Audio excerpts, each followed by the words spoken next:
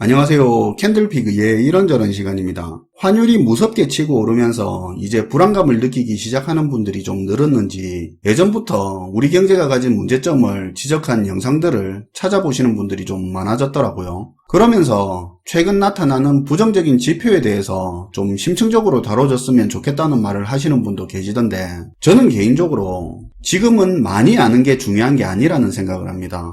그것보다 중요한 건 지금 드러나고 있는 이 현실을 정말 위기로 인식하고 있냐, 현실을 받아들일 준비가 되어 있냐, 그게 훨씬 중요하다 생각하는데요. 저를 포함해서 우리 대부분은 거대한 위기를 앞두고 너무 자신만만해하고 있고 상황을 좀 안일하게 받아들이고 있는 건 아닌가 하는 생각을 참 많이 합니다. 제가 40대인데요. 제 지인을 포함해서 제 또래 사람들이 하는 말을 들으면서 그런 생각할 때가 많습니다. 자기가 IMF 외환위기 시절도 겪어봤고 하면서 마치 위기 때는 어떻게 해야 하는지 다 알고 있는 것처럼, 준비가 다 되어 있는 것처럼 그렇게 말하는데, 저는 개인적으로 40대까지는 IMF 외환위기를 현장에서 생생하게 목격한 사람이지 IMF 외환위기를 겪은 세대라고는 생각하지 않습니다. 사회 진출이 빨랐던 일부를 제외하고 40대의 대부분은 그 시절 학생이었죠. 자기가 경제활동을 하던 때가 아닌 상황에서 그 시절을 보내왔다는 겁니다. 먹여 살려야 할 식구가 있고 앞으로 돈 들어갈 일도 천진데 갑자기 회사가 망해서 혹은 구조조정 당해서 소득이 끊겨버리는 그런 막막한 경험을 자기가 직접 한 적도 없고, 거래처들이 무너지면서 대금 지급 못 받아서 현금 부족해 뭐 하나 해보지도 못하고 사업이 무너져 내린 경험을 직접 해본 세대들이 아니라는 말인데요. 직접 그 경제난을 극복하고 소득을 계속 이어나가야 할 당사자가 아니었으면서 그걸 그 시절 본인이 그 경제위기를 극복했다고 착각하는 듯한 말을 할 때를 많이 보는 것 같습니다. 그러면서 경제위기가 오면 하락에 베팅한다느니, 총알을 준비해놨다 그때 자산을 사들인다니 하면서 세상 다 아는 듯한 자신감을 가지는 것 같은데요.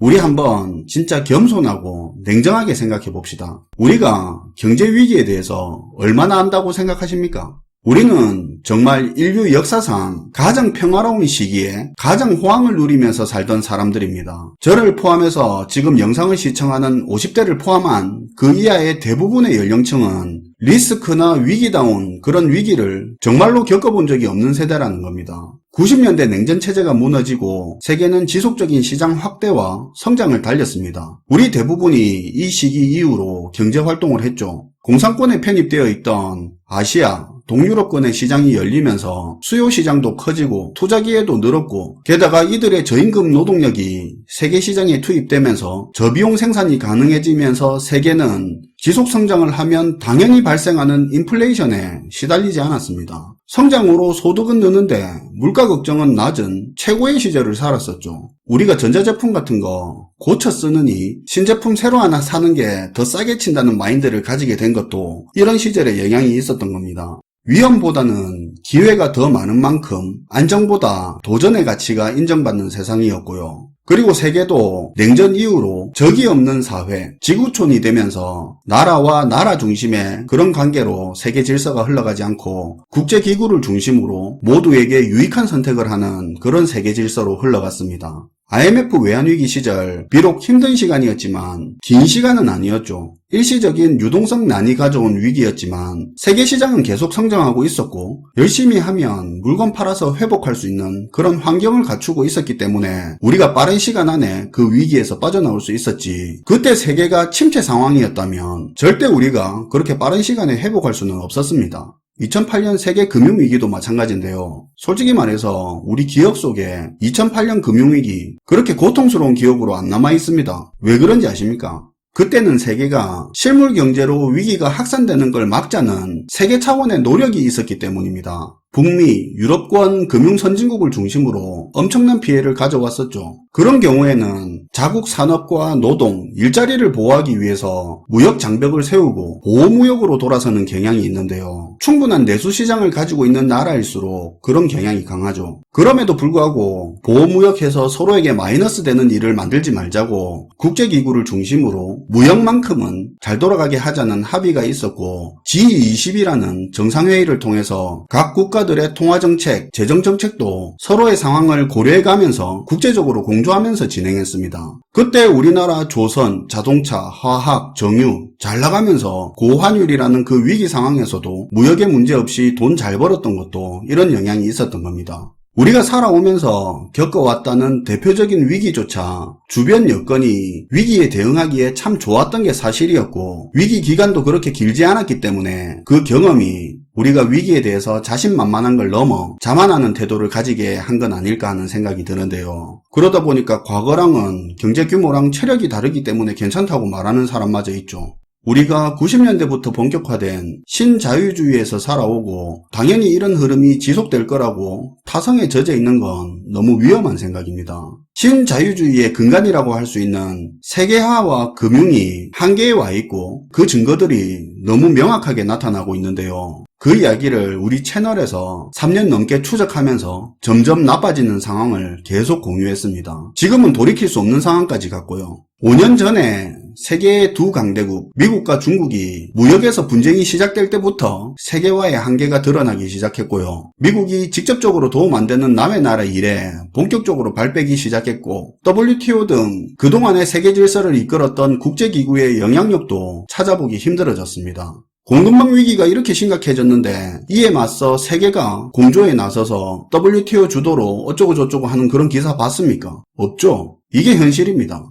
국제사회가 전부 다 경제위기 상황에서 각자 도생하는 판국이고, 이제는 자기 나라에 물건 팔고 싶으면 자기 나라에 공장 만들고 일자리 만들어서 물건 팔라고 하고 있습니다. 글로벌 공급망이 문제없이 잘 돌아가던 과거와 같았으면 가장 싼 지역에 발주하고 생산했지만, 세계 공급망은 안정성이 너무 떨어져서 이제 계약한 납기일에 확실히 도착한다는 보장이 없다 보니 지금은 비싸더라도 안정적인 공급처, 인근 지역 등으로 공급망이 바뀌어가고 있죠. 또한 세계가 또렷한 적이 있어야지만 강조되는 동맹이라는 가치가 국제 정세의 중요한 이슈로 자리 잡으면서 세계 시장은 블록화되고 글로벌 시장 자체가 축소되고 있는 상황입니다. 그리고 경제위기가 가시화될수록 각 국가들의 정치는 극단화될 수밖에 없는데요. 경제위기가 오면 어느 정권이든 위기에 처하게 됩니다. 이 상황에서 전체주의나 포퓰리즘 정권이 들어서기도 하고, 또는 이를 돌파하기 위한 수단으로 경쟁관계, 분쟁관계에 있는 국가들과 마찰을 일으켜서 국민들의 관심사를 국외로 돌리기도 하는데, 이 과정에서 세계 곳곳에 안보위기가 발생하게 되고, 이는 세계와의 균열과 공급망 위기를 더 가속화시킬 겁니다.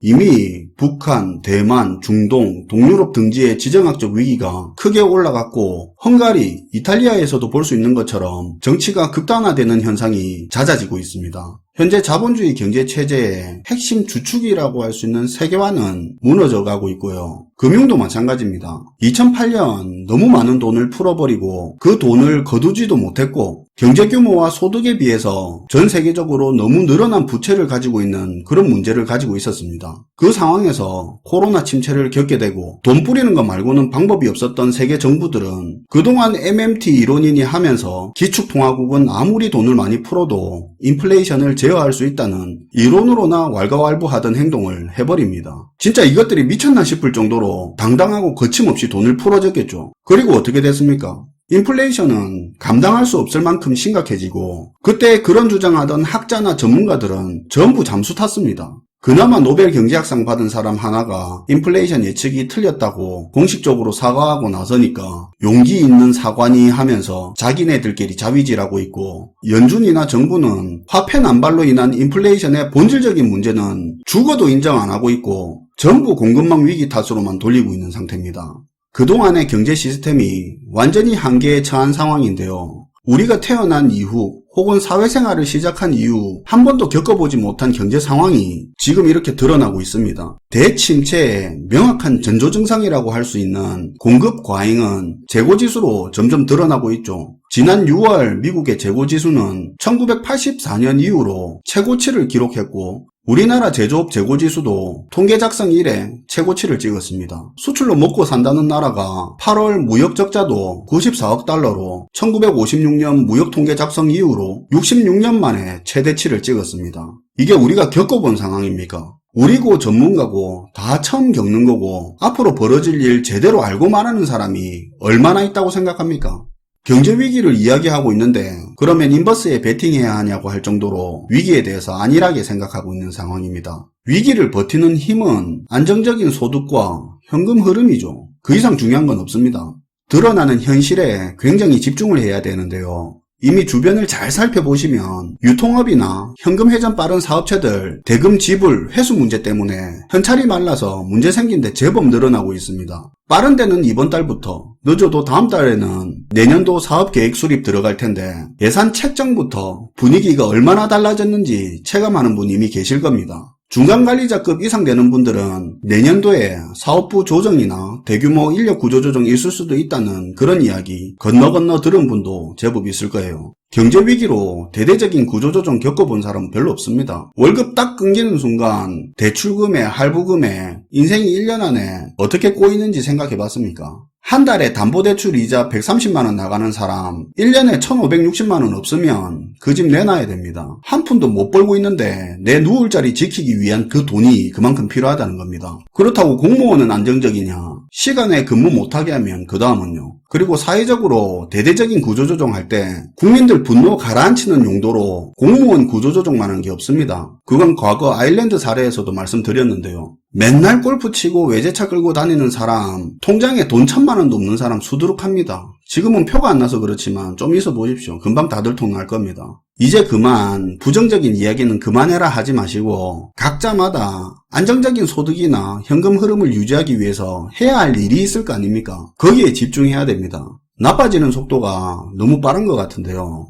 IMF 외환위기를 빠른 시간에 극복했고 2008년 세계 금융위기도 지나왔는데 그때보다 경제 규모도 크니까 이번에도 무사히 넘길 거라는 그런 생각은 정말 안일하다고 볼 수 있습니다. 우리 기억 속에 희미해졌을 뿐이지 위기의 진행 과정은 매우 고통스러웠고 많은 사람들의 삶을 무너지게 했습니다. 또한 상당수는 이전의 삶으로 돌아가지 못했고요. 과거를 기억하면서 위기를 극복했다는 말은 위기를 이겨내고 살아남은 사람들의 목소리라는 걸 기억을 해야 됩니다. 당시 위기를 버텨내지 못한 사람들의 기억 속의 위기는 극복한 시간, 이겨낸 시간이 아니라 삶의 안정이 한순간에 무너져 내린 결정적인 순간이었다는 걸 잊지 말았으면 합니다.